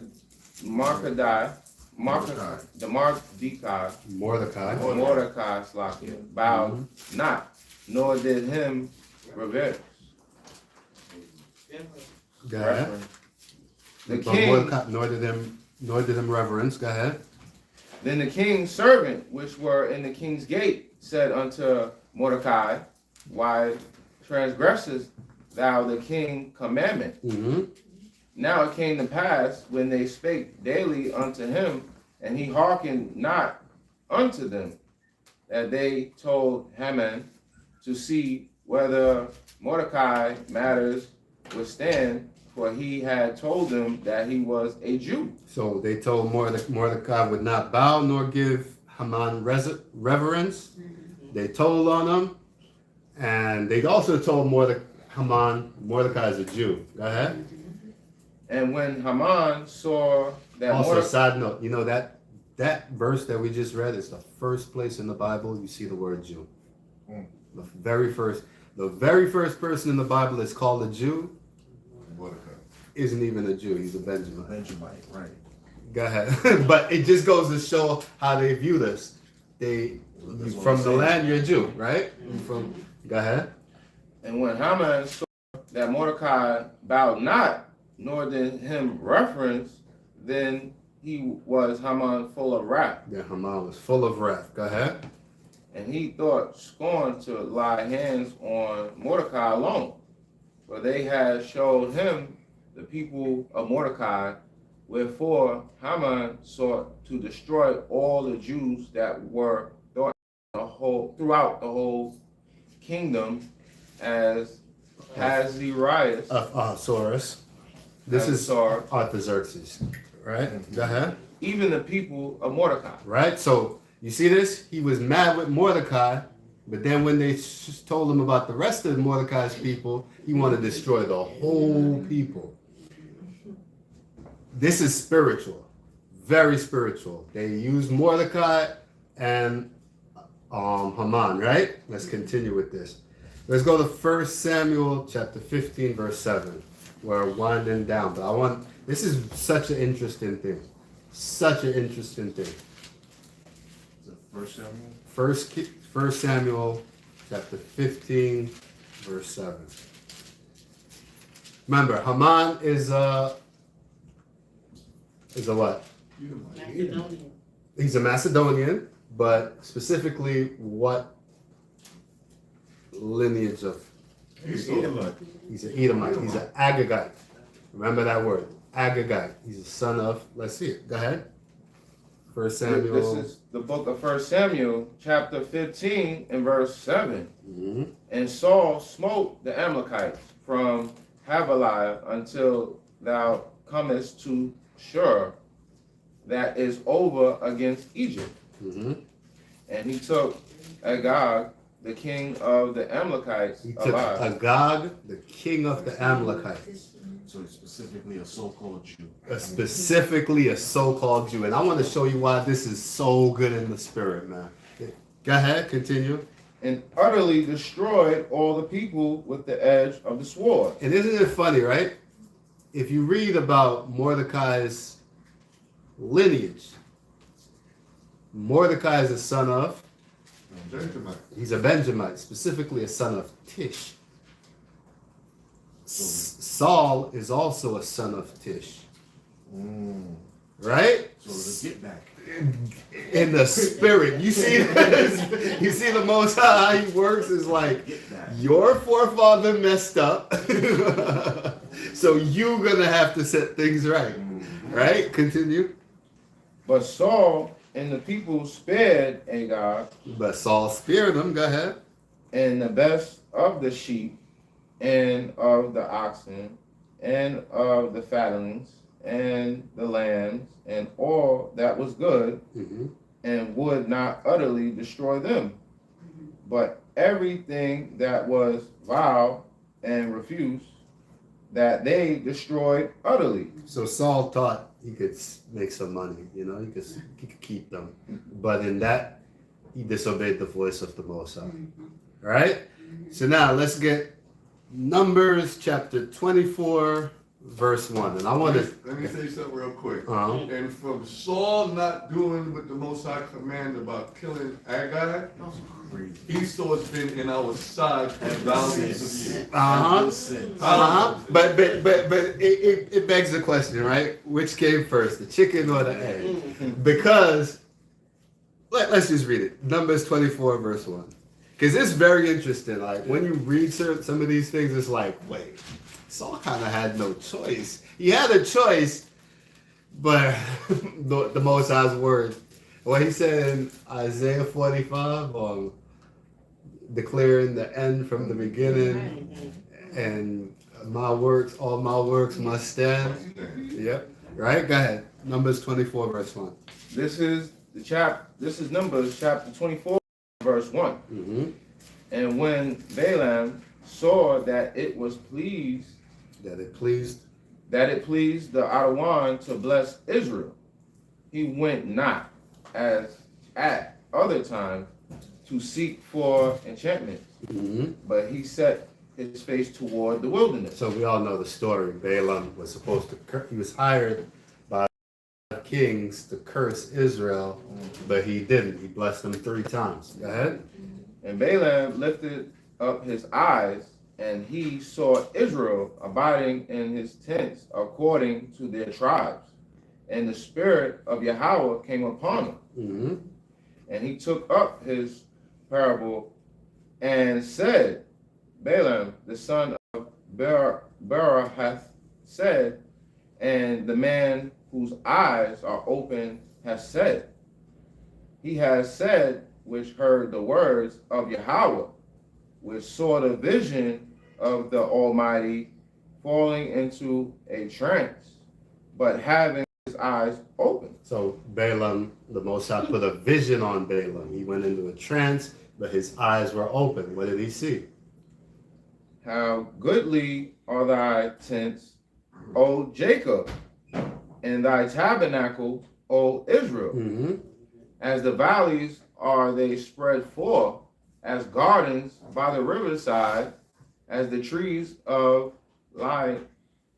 aloes, which one has planted, and as cedar trees besides the water.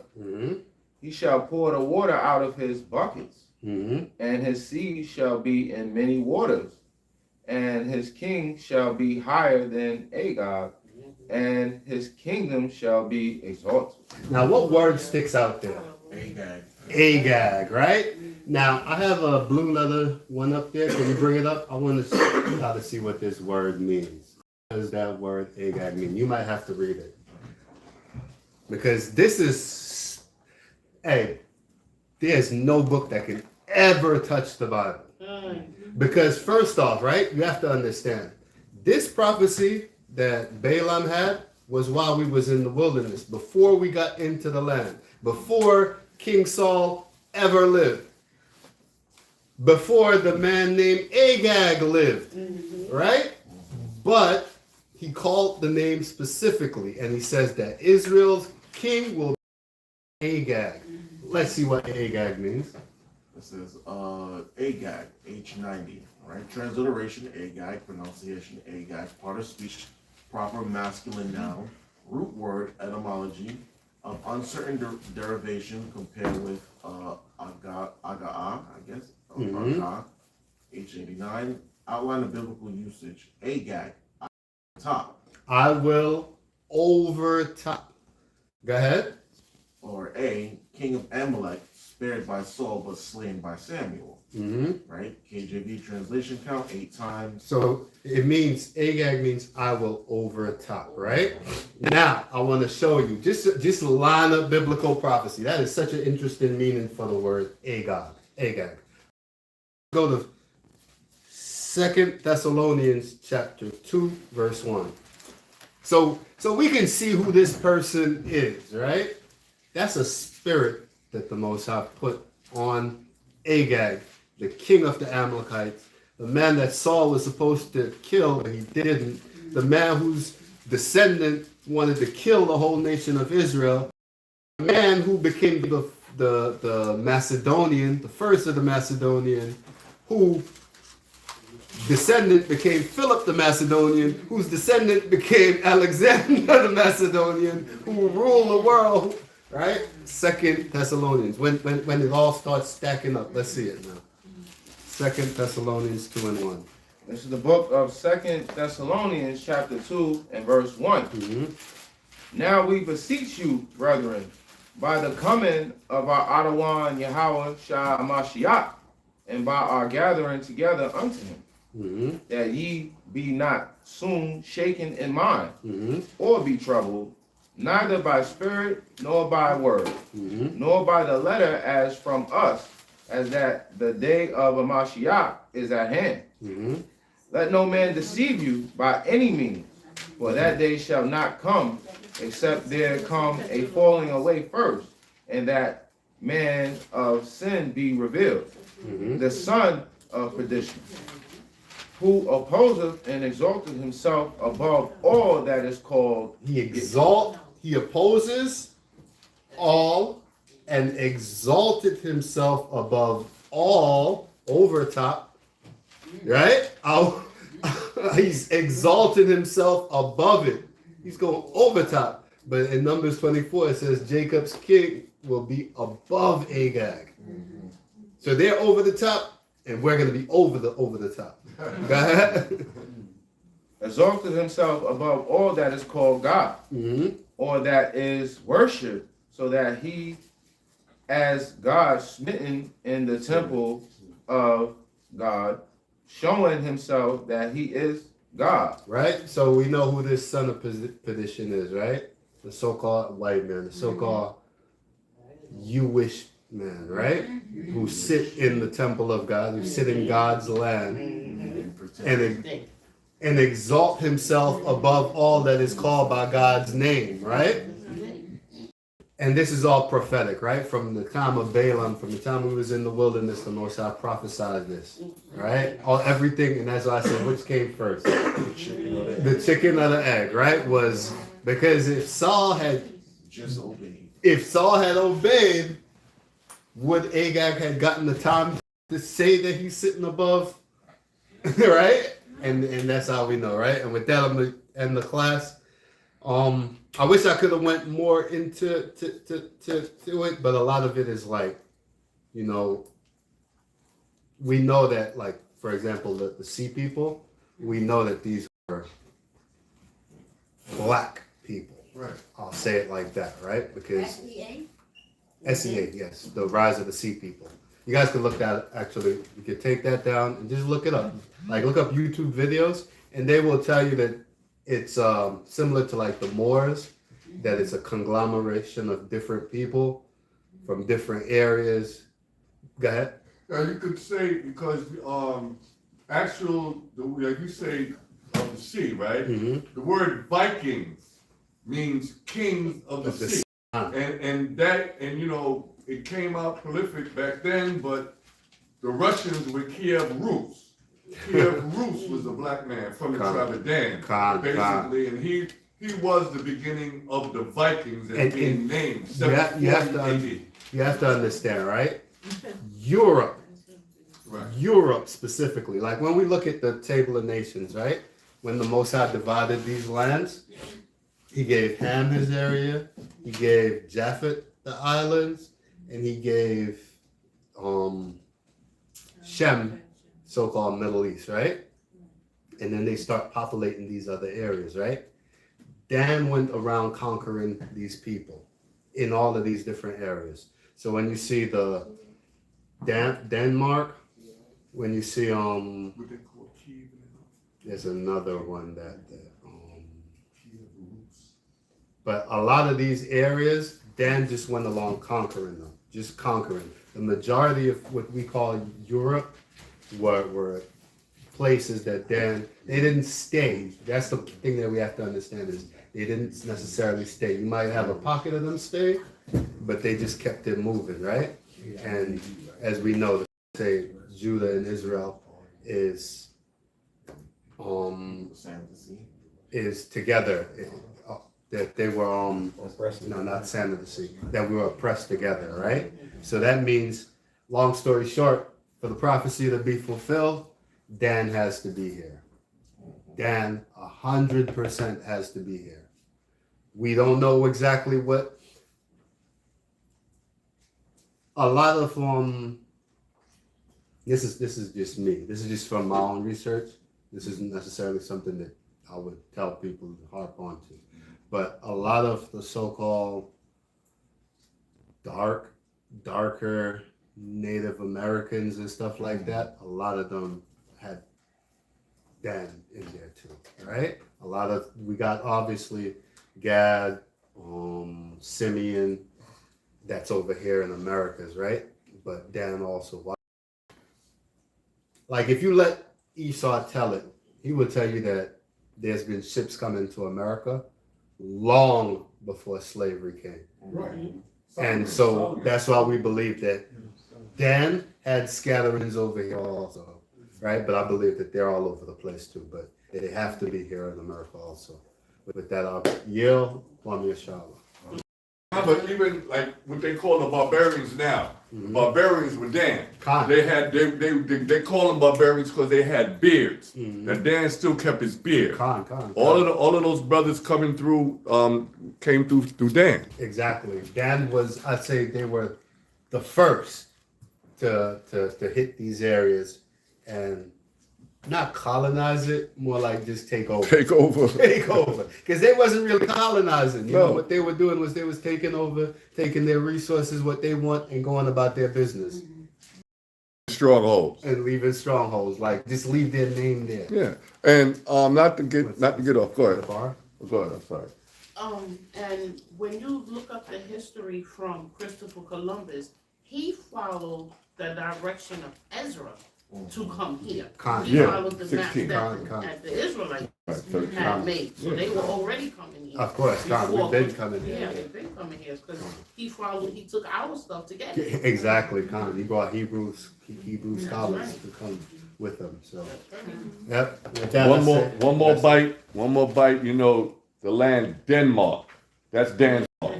Oh, you said you did say that. Okay, There I'm was late. one more. Swede. Scandinavia. Yeah, and the Swedes. Scandinavia, right? Sweden, right? These Right, are all, the scriptures say Dan leaves his mark wherever he goes. That's what That's it what it says in Genesis 49 that he's like a viper in the trail.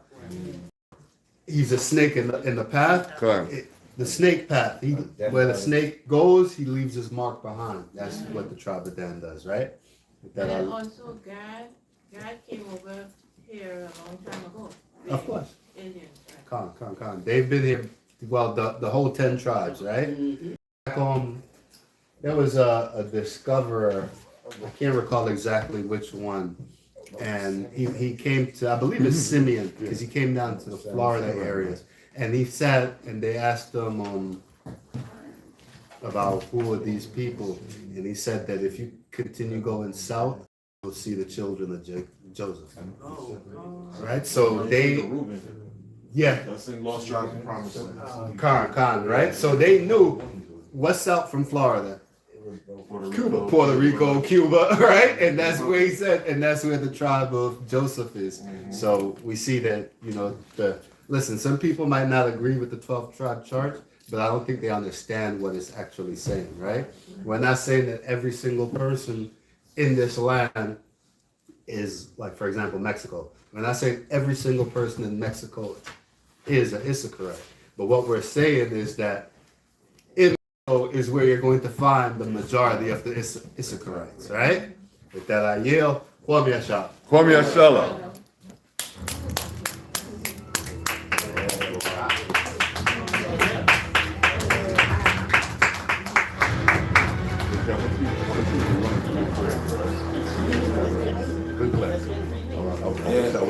Yo, those names was tongue twisting, man. I couldn't even read the regular words. Listen, the Bible names, I don't know what language. Yeah, man. You know what it is? Once you put it together instead of the dashes. Yeah. If you go straight through it, you'll know it's better. Yeah, that's what be messing me up. I wanted to show You the know good. conquering, like, Perfect. war. What was that? Like when Yes, they war, they Servants conquered. for 186. Okay, so it's from the sixth century. The Zidonians beat Judah, or the Zidonians beat Israel. What they would say is, their God beat our God. And that's where one of them is. And that's Stele. This is YouTube. When you translate it, it actually says that. Yep, the Moabite stone. It says that that they beat Yahweh, and so